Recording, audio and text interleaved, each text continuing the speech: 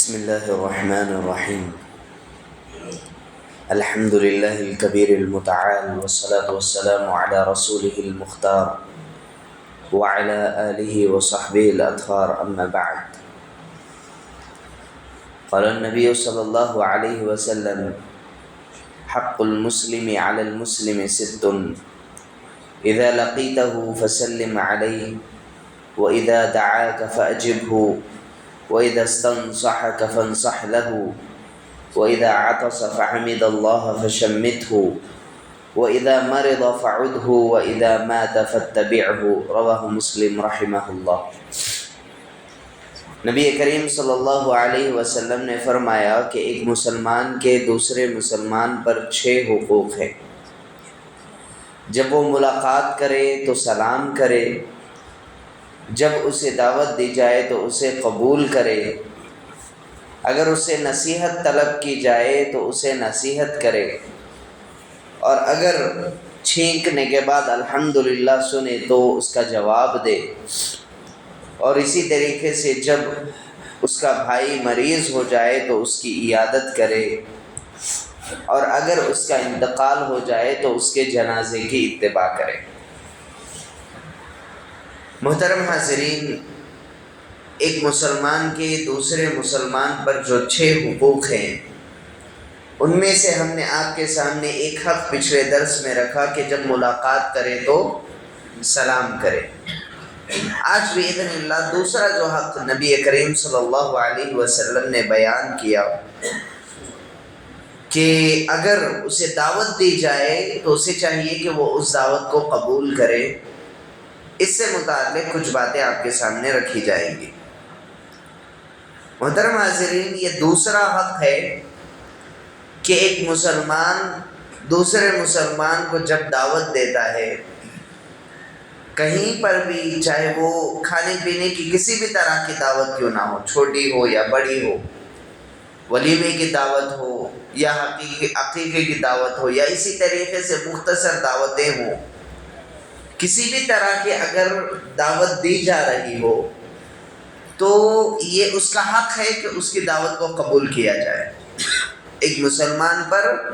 دوسرے مسلمان کا یہ حق ہے کہ اگر اسے دعوت دی جا رہی ہے تو پھر اسے قبول کرے.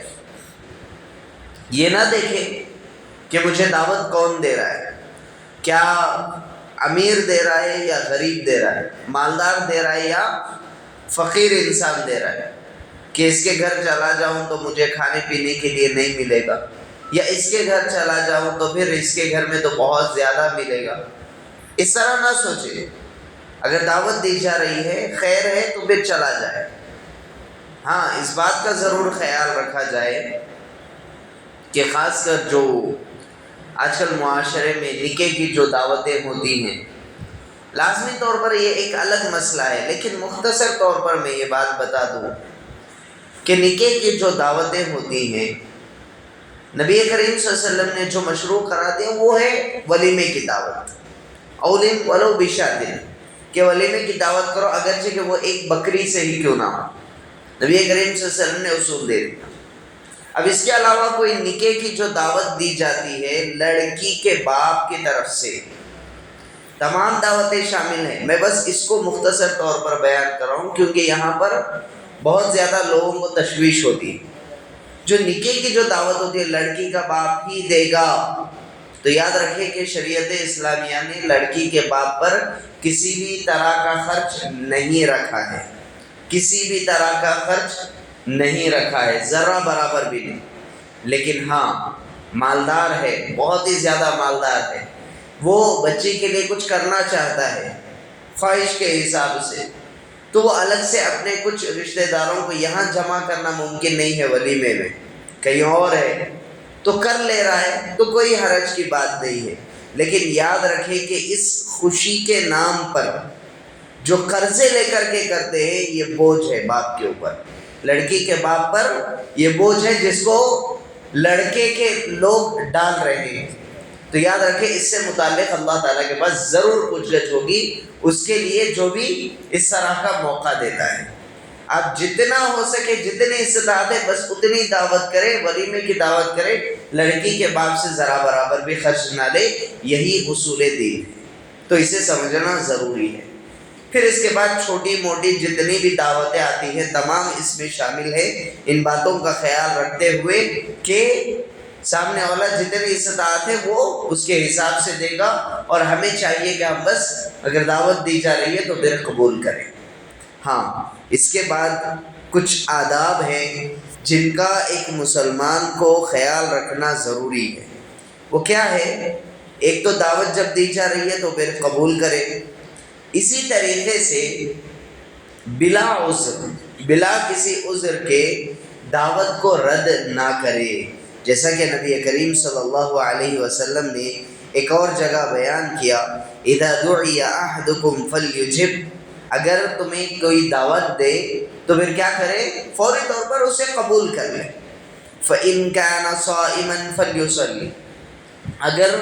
وہ روزے سے ہے تو پھر ایسے میں کیا کرے؟ اسے دعائیں دے، اور پھر دعوت چھوڑ رہا ہے تو کوئی مسئلہ حرج کی بات نہیں۔ ہاں، وَإِن كَانَ مُفْطِرًا فَلْيَطْعَمْ، اگر وہ روزے سے نہیں ہے تو پھر اسے چاہیے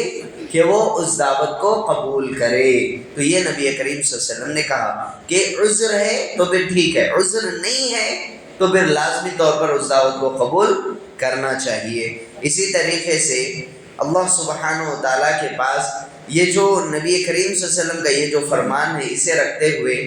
انسان کو چاہیے کہ نیت کو درست کر کے اسے اس دعوت کو قبول کرے، اچھی نیت کے ساتھ، ثواب کی نیت کے ساتھ، اجر کی نیت کے ساتھ، کہ نبی کریم صلی اللہ علیہ وسلم نے کہا ہے تو پھر میں قبول کروں گا، تو پھر نیت کے مطابق اسے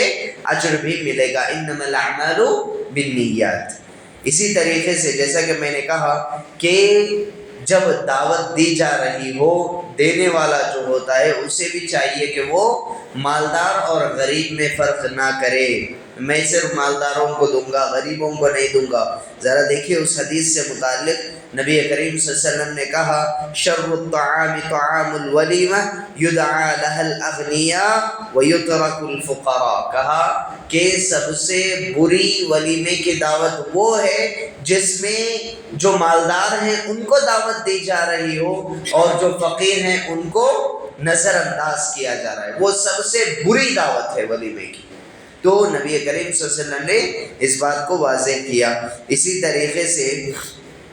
اگر کوئی بندہ کسی کے گھر جا رہا ہے دعوت کے لیے تو پھر ایسے میں اسے چاہیے کہ وہ مناسب وقت میں داخل ہو، جو وقت اسے دیا جا رہا ہے اسی وقت میں داخل ہو، نہ تاخیر کرے نہ وقت سے پہلے چلا جائے، جیسا کہ اللہ تعالیٰ نے ارشاد فرمایا، یا ایھا الذین آمنوا، اے ایمان والو، لا تدخلوا بیوتا غیر بیوتکم حتی تستأنسوا، تم ایسے گھروں میں داخل نہ ہو جس سے تم مانوس نہیں ہو، یعنی جو وقت تمہیں دیا جا رہا ہے اس سے مطابق ہو، ایسا نہ ہو کہ ہم ایسے وقت میں داخل ہو رہے ہیں جس میں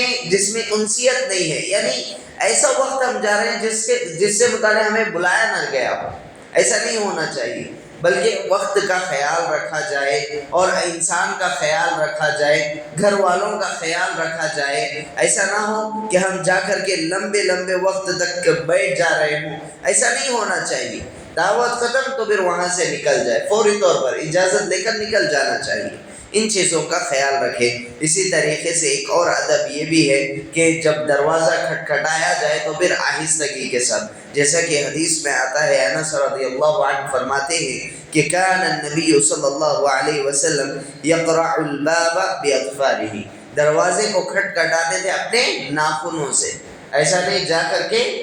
آواز لگاتے ہوئے زور سے مارنا، یہ سب چیزیں جو ہے درست نہیں ہیں، مناسب نہیں ہیں۔ اسی طریقے سے جب کسی گھر میں داخل ہو جائے تو پھر ایسے میں داخل ہوتے وقت اپنا تعارف بھی پیش کرے، اگر وہ اندر سے پوچھتے ہیں کہ کون ہے تو پھر ایسے میں ایسا نہ ہو کہ میں وہ ہوں میں یہ ہوں، نہیں، اپنا تعارف ٹھیک سے پیش کرے۔ کیوں؟ یہاں پر ایک حدیث میں آتا ہے کہ ایک شخص نبی کریم صلی اللہ علیہ وسلم کے پاس داخل ہونا چاہ رہے تھے، تو پھر ایسے میں پوچھا گیا کہ کون ہے، تو پھر انہوں نے کہا کہ انا، میں ہوں۔ کون میں؟ تو نبی کریم صلی اللہ علیہ وسلم نے پوچھا انا کیا، انا میں کیا مطلب ہے اس کا؟ گویا کہ آپ صلی اللہ علیہ وسلم اس سے کراہت محسوس کر رہے تھے کہ کیا بات ہوئی، ذرا اچھے سے تعارف تو پیش کرو۔ تو یہ ان چیزوں کا بھی خیال رکھا جائے۔ اسی طریقے سے اس بات کا بھی خیال رکھنا چاہیے کہ جب دوسروں کے گھر جایا جائے تو اپنی نگاہوں کو نیچے رکھا جائے، اس لیے کہ یہ عام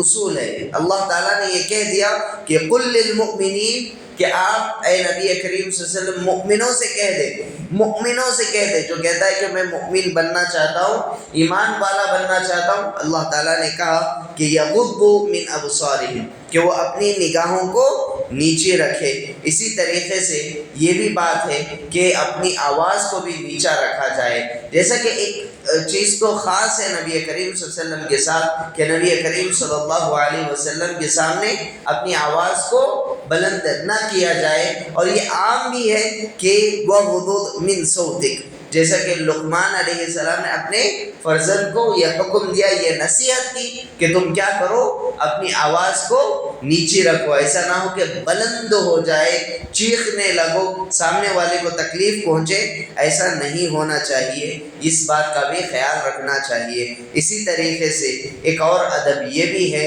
کہ وَلَا تَجَسَّسُوا، جاسوسی نہ کیا جائے کہ ہر چیز کی ٹوہ میں لگ کر کے، اس کے پیچھے لگ کر کے، اس کے عیوب کو تلاش کر کے پھر اس کے بعد دوسروں کے سامنے بیان کرنا، ان تمام چیزوں سے گریز کرے۔ اسی طریقے سے آخری یہ بھی کہ میزبان کا شکر ادا کیا جائے، جیسا کہ حدیث میں آتا ہے کہ ان کے لیے دعا دی جائے کہ اے اللہ تو ان کے رزق میں برکت عطا فرما۔ کیسے؟ نبی کریم صلی اللہ علیہ وسلم نے فرمایا کہ اللہم بارک لہم فیما رزقتہم واغفر لہم وارحمہم، اے اللہ تو برکت دے ان کے رزق میں، کھانے پینے میں، پہننے اوڑھنے میں، مال و متاع میں، ہر چیز میں، اور پھر اسی طریقے سے ان کی مغفرت فرما اور ان پر رحم کر دے۔ مختصر دعا لیکن جامع دعا۔ اور اسی طریقے سے ایک اور دعا یہ بھی آتی ہے کہ اللہم اطعم من اطعمنا واسقی من سقانا، اے اللہ تو انہیں کھلا جس نے ہمیں کھلایا، تو انہیں پلا جس نے ہمیں پلایا ہے، تو ان کا بھی خیال رکھنا چاہیے۔ تو آخر میں اللہ سبحانہ و تعالیٰ سے دعا ہے کہ اللہ سبحانہ و تعالیٰ ہم تمام کو کہی ہوئی باتوں پر عمل کرنے کی توفیق دے، آمین یا رب العالمین۔ سبحانک اللہم و بحمدک، اشہد ان لا الہ الا انت، استغفرک و اتوب الیک۔